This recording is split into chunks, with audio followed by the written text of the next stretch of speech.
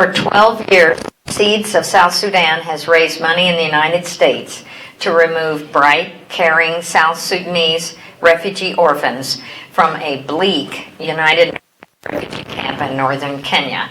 We evacuate and educate them in Kenyan boarding schools to be seeds of change for South Sudan. That is our mission statement. So, this shows Roger Vadine, Arak Garang, our founder, who is currently in Kenya attending seminary. And then kids they were interviewing, and Gabriel on the right is one of the elders. And that's how I was asked, how do you choose the kids? Well, the elders, and they have, the Dinka have both male and female elders, equal numbers of each, I'm happy to report. And they are Christians, and they, do you need it louder? Tech support from Jason. He's here. Oh, we got it. Thank you. So this summer, well, you'll see that picture in a minute, but what we look for are bright kids who can thrive in English, which is their third language. Their first language is Dinka, the second is Kiswahili, and then the third is English, because the British ruled Kenya for a really long time. So that's one of the two official languages. Go ahead. So the kids come from Kakuma. They have a medical exam and buy uniforms, which is part of the sponsorship, and then they go to Roots Academy, which is a K through 8 school. And when Arak was still here going to school or had just started working, he got 2 of his cousins out, and they knew about Roots Academy. And our September group was able to go to closing ceremonies at Roots in September. We had 2 teams go to Nakuru this year. Pent-up demand. Can you hear me? Oh, maybe it's the way I'm holding it.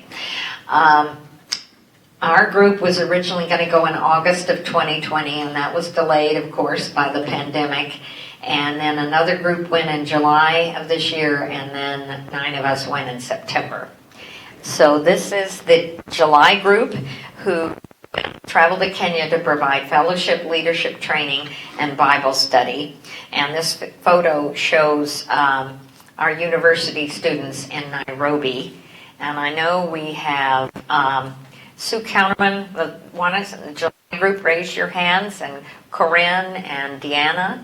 And Alan Farb. So you can talk to them later if you have questions. Okay, next.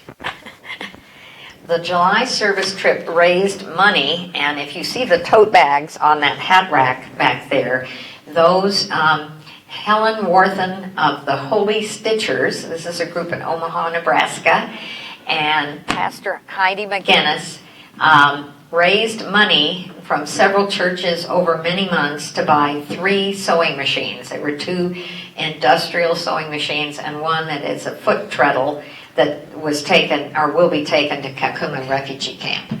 So you see one of our students learning the sewing and 3 of our students modeling the tote bags that they made. And so that's a big part of what they did. And we are selling the same style of tote bags for $20 if you get it here. If you order it through the website, it's $25 because we have to pay to ship it to you. So do come and check out all our lovely jewelry and note cards and tote bags on the back when we're done. Okay. Sue looks for African or African American poets and writers to inspire the students. And you may remember Amanda Gorman did The Hill We Climb as the poem she wrote for President Biden's inauguration. And so they are studying are discussing it, and then they talked about what hills they had to climb. Next. Oh, and Alan led the boys' leadership. Alan, I'm sorry I don't have a picture of the bridge. I couldn't find it. 24 hours. But they had he had an ingenious way to teach team building, that one team had one end of the bridge and one team had another, and only, yes, there's a picture in, thank you, Sue, in the newsletter on your table. If you haven't already gotten a newsletter in the mail, please feel free to take one. And only one person could communicate between the two teams, and the test was to see if they could meet in the middle, and they did. Is that right? Okay, next slide. Then the September group, we got a grant. Mary Hanson came and is president of Westminster Choir here and teaches music and has taught public school as well. And so we asked for a grant from Montview Church Mission Life. They gave us $750, which helped with some of we did 2 in-person conferences at a Rift Valley Sports Club, and that helped, plus buying the keyboard. And I love that Sarah played amazing. That was one of the songs that Mary played during the church service. We were there over a Sunday. And you can see the students were eager to learn to play the keyboard. They can study music as an elective. I think it's at the high school level. And so now they have a keyboard that they can practice on. And it has a battery, because if all 80 kids are home, we have 80 in K-12 and about 14 in college. The 145 is the total number of kids we've educated since 2009. So, thank you. Okay, next. And Mary got a grant from her music fraternity, Sigma Alpha Iota, and she bought 30 recorders, and she taught them, I watched in awe, as she taught them how to read music, quarter notes, half notes, and then she had music on the wall. And so here are the kids learning to play the recorder. And Iraq called before we left Kenya to thank us for all that we'd done, and I handed the phone to Mary, and she said, are the kids playing? And he said, oh yes. And she said, are they playing or screeching? And he said, a little of both. He laughed. It'll take them a while to master it, I'm sure. Okay, next. The most impactful thing we did, and Jill Flatlin, would you raise your hand or stand up, Jill? And maybe everybody on the September trip can stand up. Jill was a critical care nurse and MBA who set up emergency rooms, and Byron Flatlin, our photographer and man of all, multi-talented guy, is on the board of he's on the board of SEEDS, but he's also on the board of Angel Covers, which has a school for the deaf in Nairobi, and they had done this health screening in 2010, is that right? 09. So here we are, this is Juke Lual, who is, I did learn that some of them, when we said cover your right eye, I wrote RL on the little card, and Jill said, what's that? I said, they need reinforcement in right and left, because some of them were not covering the right eye to start with. And this is Tush Queer, who is one of our college students that the Flatlins are supporting. He's studying electrical engineering, and he did a great job of keeping them, starting on like 2060 and then going down to see if they could make 2020. And we had, out of 84 students and staff, we wanted all the staff and Iraq's family to be tested as well. 37 had vision, 19 needed glasses. And the most nearsighted now have glasses. We were able, through individual contributions of team members and the grants, to have $600 left over. And the rest, optometrists went home at Christmas. Okay, next. So here's Jill listening for heart murmurs. And we learned in planning this trip that if you have malaria, you can have damage to your heart valves and you may not know it. And so there is no cure for a heart murmur, but it's really important to be aware of it if you have one. She also, and Bior Weck, who is a pharmacy student, the two of them were listening to the heart and lungs and the abdomen, and they found 8 had intestinal worms, which can be treated with medication. And so before we left, Sue and Bior went to the chemist, which is what you call a pharmacy in Kenya, and got medication for the worms. We also tested height and weight. Tom and Sharon Pond, you want to raise your hand, and their great nephew Johnny did the measuring and weighing, and Jill computed the body mass index, and one student had a very low BMI. 18 is normal, and he had a 12. So hopefully that person has been seen by a doctor for what's going on there. Okay, next. The audio does not come off well, so I won't play it, but I got 3 pictures from Ding Quine, who is our in-country director, and Adun Queer in the red pants in the front, and Yam Machar are among the 4 who had their new glasses. And Adum said, "Thank you for our glasses. I think we will progress in school now, that we will not struggle to read our books." And one of the kids, Adum, and I was the one testing the glasses, she couldn't read the big E on the eye chart. And I could really relate because I can't read the big E on the eye chart. I have 2600 vision. And I said, "Don't you have glasses? You've never gotten glasses?" And she opened a case, and one of the lenses was broken. And we went back in the middle of the day to have a break, and I was lying there thinking, I brought a backup pair of my bifocals. So I took them back that night. I said, "Tell Amor to come down," and she tried them on, and she was able to read print, and she could also see in the distance. So we celebrated. But her vision was okay in her right eye, and my glasses are super strong in both. So she now has her own glasses prescribed by an optometrist, so we were glad about that. Our SEED students have struggled in the past with interviews for scholarships, and all will need to interview for jobs in the future. Here, Tom Pond is teaching the university students about interviewing and creating a good first impression. Ed, why don't you raise your hand? Ed Holroyd taught them about both the high school kids and the university kids how to write a resume and a cover letter, and I know it's going to be very valuable. So, yes, hear, hear.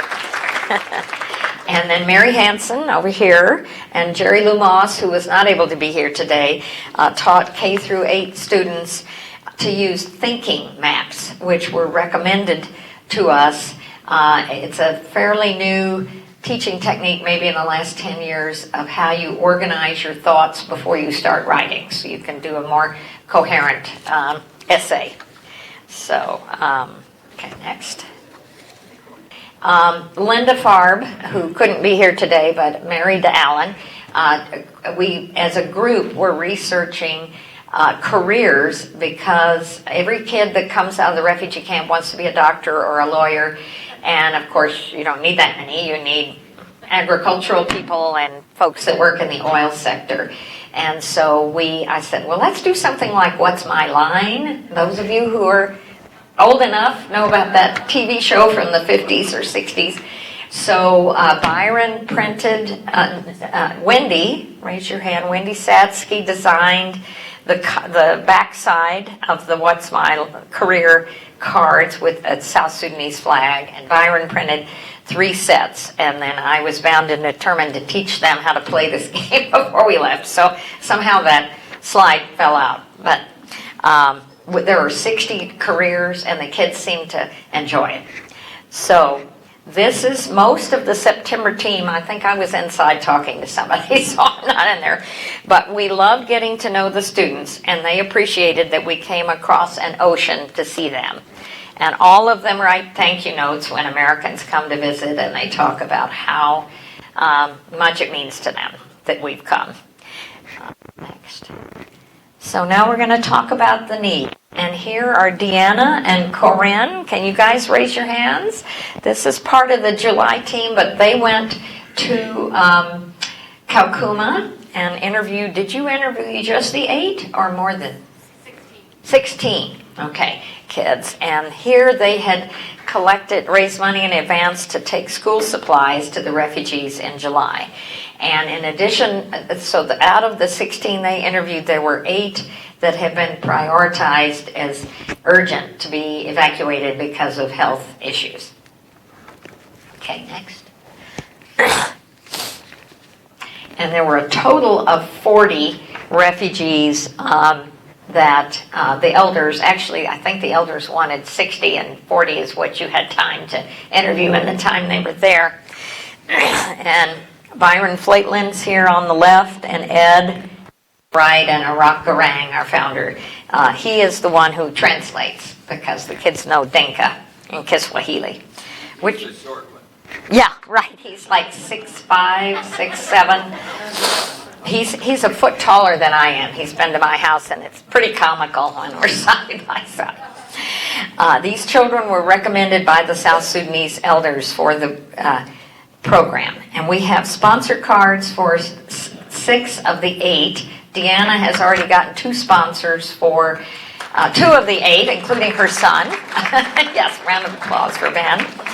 And so we have the 6 kids who are critical. We also have 4 current students who have lost their sponsors. And every table has at least 1 card of sponsors. And all of the students are on the right back table. So we really encourage you to go look at that. And they are waiting for your help. Okay, next slide. Many orphans are waiting in the Kakuma refugee camp as conditions have worsened, as more crises worldwide have put demands on the UN World Food Program. You think about the Rohingya that were driven out, the people starving in Yemen, and now Ukraine. And they used to get 1 meal a day of beans and corn, which at least was a complete protein. And now they get 1 meal a day of sorghum and corn. And it's hard to digest, Arak tells me. So there are 180,000 refugees in Kakuma. 3/4 are from South Sudan. And each refugee receives only 1 meal a day that he or she must share with another refugee. And Kakuma, as you can see, it is a harsh, windswept desert in northern Kenya. And they don't have beds. They get a piece of plastic to keep the sand out of their mouth and nose when they're sleeping. This must be a horrible existence. These are 2 of the children Deanna Chilton interviewed at Kakuma refugee camp. Deng Tong Quine on the left and Atwik Ayuen Adir right are eager to join the Seeds family. There are several children who have been prioritized due to ill health. Deng Akech Dao on the left and Majak Nagor Deng, age 12, who needs urgent nutrition and care. Our medical student, Alair Jacqueer, needs new sponsors. He was sponsored for more than 10 years by a faithful person. The sponsor is now in his 90s, so we need a new sponsor to help Alair finish medical school. And it can be divided among 2 or 3 people. Medical school is 6 years, plus a 1-year internship. So Alair has 2 years to go, including the internship. After the 3rd year, Kenyan medical students complete a research project. Alair treated many patients in South Sudan displaced by flooding of the Nile River. Alair wants to return to South Sudan to provide primary care after he completes his education. We also have some current Roots students who have lost a sponsor. Nak Machar left is 13 and in the 3rd grade at Roots Academy. Bior Awar Yut Wright is also in the 3rd grade. They both need full sponsors, $1,800 a year or $150 a month. Again, you could be a half sponsor and share with another person. 2 more Roots students who need support. Diu Ager Chol is 14 years old and in the 7th grade. He needs a full sponsorship, or $150 a month. Chol Agerdao in the yellow jersey is in 5th grade and needs a half sponsor, or $75 a month. I'd like to share a couple of success stories. These 4 children were critically ill, and we evacuated them without sponsors because the elders in Kakuma were so concerned about their health. Akola Jang on the left had a troubling lump on her collarbone that was becoming increasingly painful.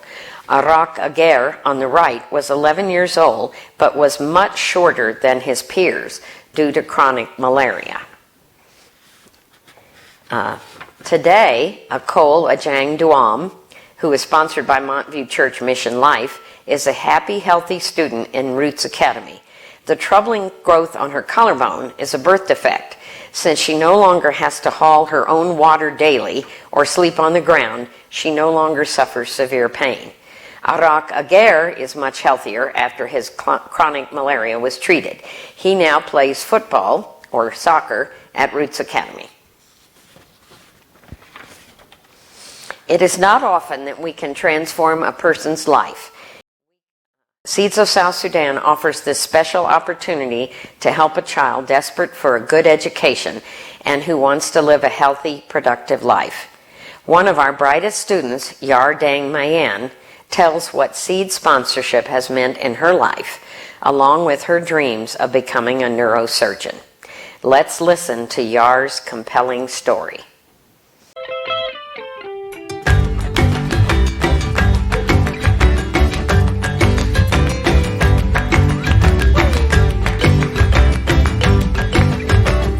First of all, my name is Yar Deng Mayen. Life in South Sudan was fine. I was so young to know everything, what life was about, until when war broke out. That's when I lost my parents, and people had to migrate to a place which is safer. So I was carried by the neighbors and relatives who are more concerned of an orphan who has been left and cannot remain in the war alone, else I lose my life. That's when I grew as a young child in Kakuma. I didn't know much about life, and as I grew up, I came to open my eyes and see how miserable life was. We could eat once per day, and that is only in the evening, if you are lucky to so. The adults will starve, and others died of illness. The illness was like hell. You could see someone dying next beside you, but there's nothing you can do about it. I joined a government school in Kakuma refugee camp, so we did not have to pay fees because they know our situation. So I came to learn more about life, and when I went to school there, I used to pray that God, one day I hear of some better places where people succeed, where people study, and young children like me are coming up. So it was my prayer that one day I'll also get a chance. And that is how I started schooling. I didn't know how to write English. I just used to just look at a letter one by one, and I could just write that one letter down. So it was hard work. You don't know how to hold a pencil well. I only knew of my native language, which is Dinka. And so our classes were so overcrowded. We could be in a class of 100 plus children. We did not have desks by that time. So this is when I was in Kakuma refugee camp studying there, that is when I heard of a man called Arok Garang. And I overheard people saying, there's this man who is here to help the needy. And I was like, oh, so God hears. So we went and crowded. It was like an open place, and we listened to what Arok was saying. So he was saying that he was looking for young children whom we can help change their life, educate them. And so I just raised up my hand and I was like, this is a good chance. I am ready to learn. So when that happened, Arok took our names and he went back. I didn't know where he's coming from. So we were left again in the camp, continuing with the hardships in the life. But it didn't take long before Arok came back. He came back and he pinned a list of all the children who were supposed to join Seeds of South Sudan.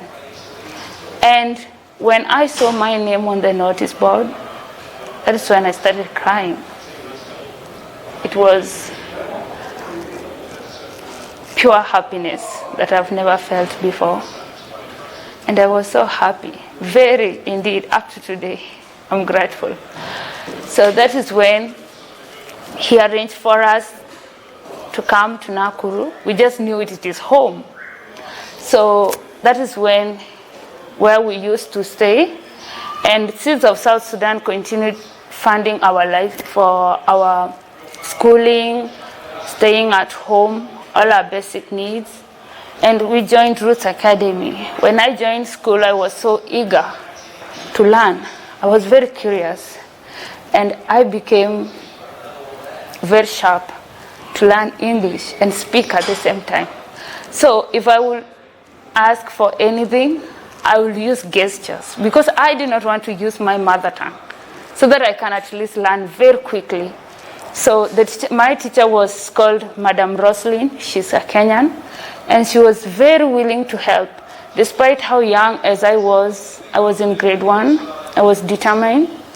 I used to wake up at 5 so that I could take a shower while others are sleeping. Then I went to class at 5:30. I could study on the wall, reading the charts, trying to learn 2 languages that were totally very new to me. That was Kiswahili and English at the same time. But I had this hope that one day I'm going to be top of my class. That was one of my aims because I didn't like the grade I got first. I was among the last, but I was never last. Yes. So I learned, and at the end of the year, the last examination that we did in grade 1, I became the top. The last exam that year, before we joined grade 2, I became the top.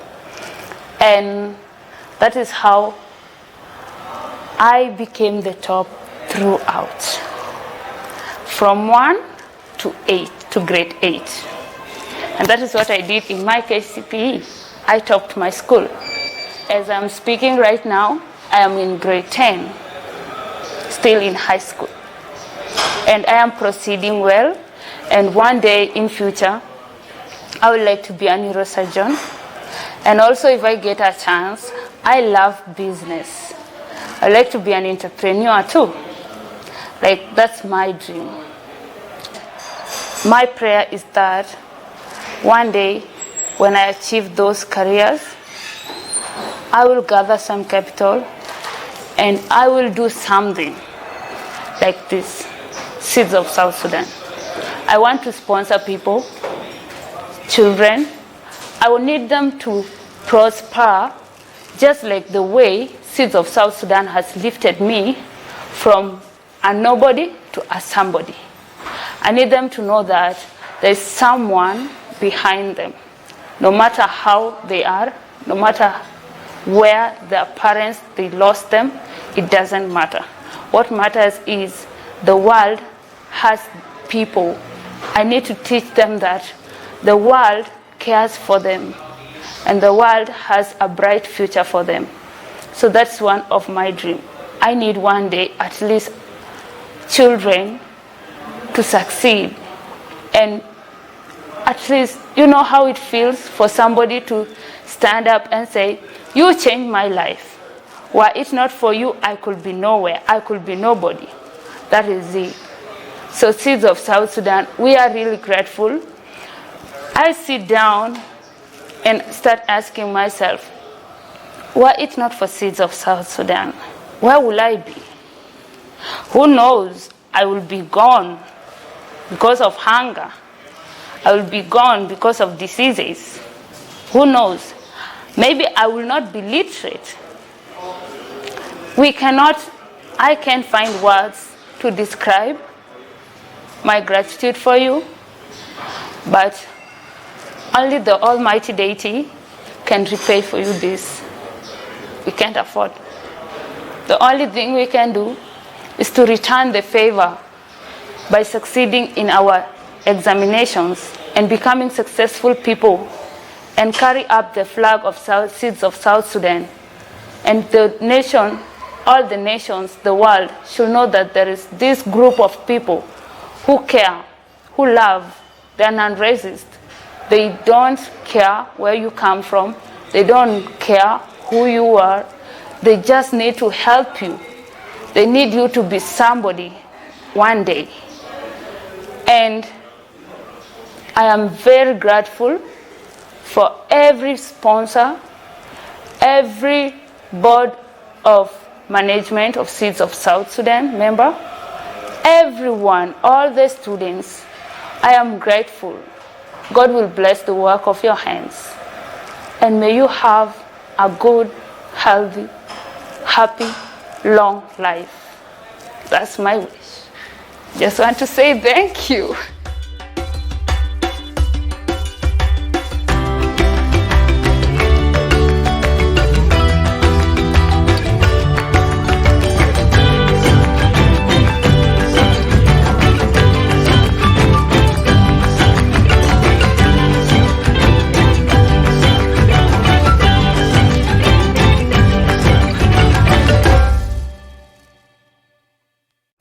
Please consider whether you could sponsor a child, perhaps in partnership with a friend or family member. Sponsorship is $150 a month or $75 a month for a half sponsor. Monthly donors are also a huge help to Seeds. Some of our faithful sponsors are in their 90s and cannot continue. When that happens, Seeds continues to pay that student's tuition, room, and board. Income from monthly donors helps cover those expenses and urgent medical needs. For many years, our founder, Arak Garang, spoke at schools, telling his compelling story about his life as a lost boy of Sudan. He emphasized the importance of education. Many students and teachers were inspired to sponsor students. Now, Arak is attending seminary in Kenya. We need new sources of sponsors.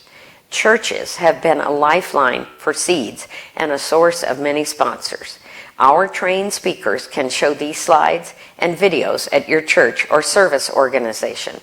Please let us know if you would like a speaker by emailing info@seedsofsouthsudan.org.